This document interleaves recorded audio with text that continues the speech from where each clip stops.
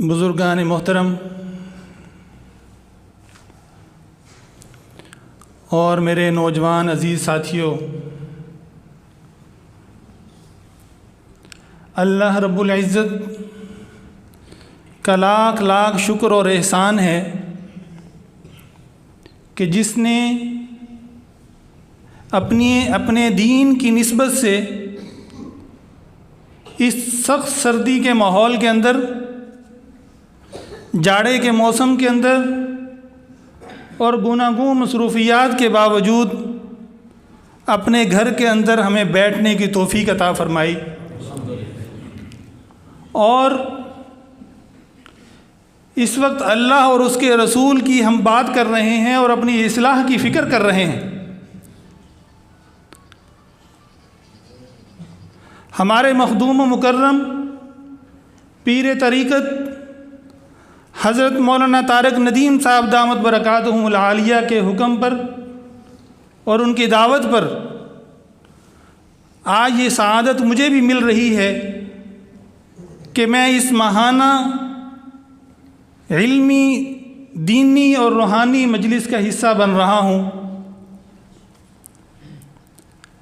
حقیقت تو یہ ہے کہ میں دو زانوں ہو کر اس مجلس کے فیوض و برکات سے استفادہ کرنے کے لیے یہاں پر آیا ہوں، لیکن ان کی محبت اور حکم ہے کہ میں آپ سے مخاطب ہوں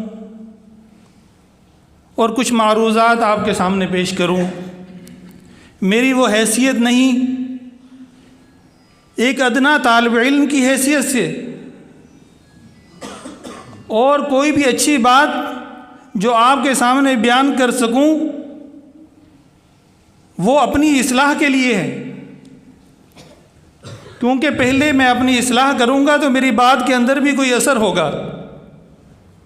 تو مجھے اپنی اصلاح کی فکر زیادہ ہے۔ لیکن الامر فوق الادب کہ پیر صاحب علمی اور روحانی شخصیت وہ میرے دائیں طرف موجود ہیں، اور میں کوئی ایسی بات کروں کہ جس پر مجھے کمال ہو یا مجھے فخر ہو یا میں اپنی وہ حیثیت سمجھوں، اور میرے ساتھ آئے ہوئے مہمان عارف والا کے قابل فخر سپوت خطیب لاہور حضرت مولانا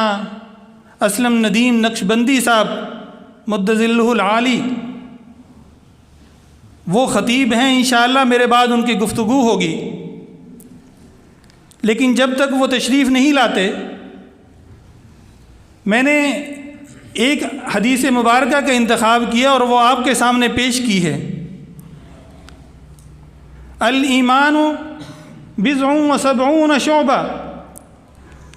نبی کریم صلی اللہ علیہ وسلم ارشاد فرما رہے ہیں کہ ایمان کے 70 سے زائد شعبے ہیں۔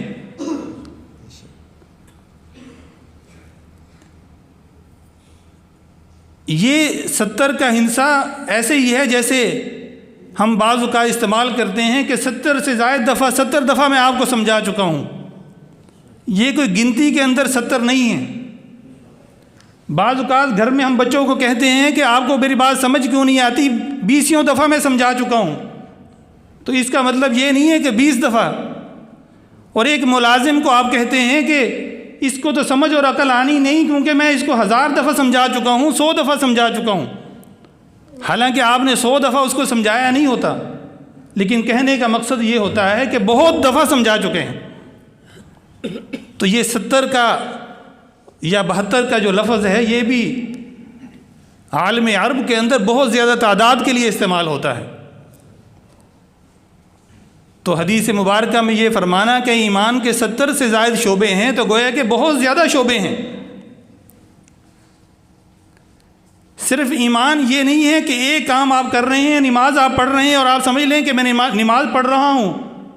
بس میں نے ایمان کا تقاضا پورا کر دیا ہے،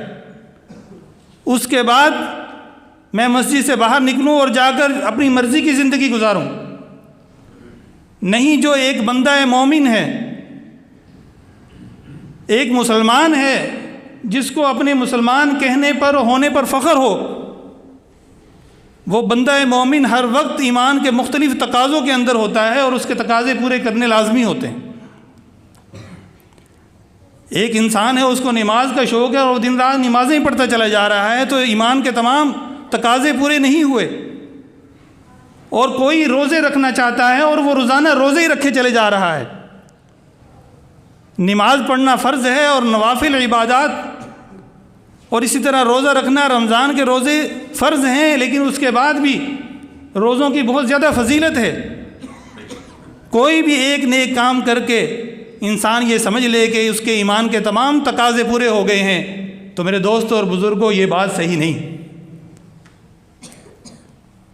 تو ایمان کے بہت زیادہ تقاضے ہیں۔ اس حدیث مبارکہ کے اندر